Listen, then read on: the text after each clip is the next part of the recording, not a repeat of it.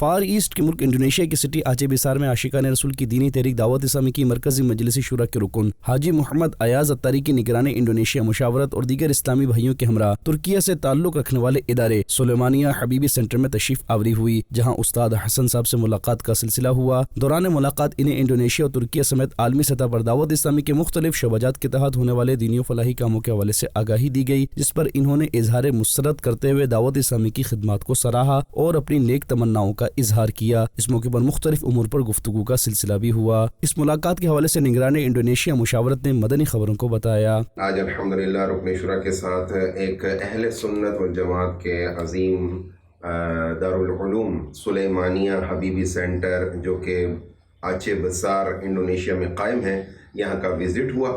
الحمدللہ یہاں استاد حسن صاحب سے ملاقات ہوئی، جنہوں نے مدرسے کا تعارف کروایا اور ہم نے بھی کچھ نہ کچھ دعوت اسلامی کا تعارف کروایا۔ انہوں نے ہمیں بڑے اچھی طرح خوش آمدید کہا۔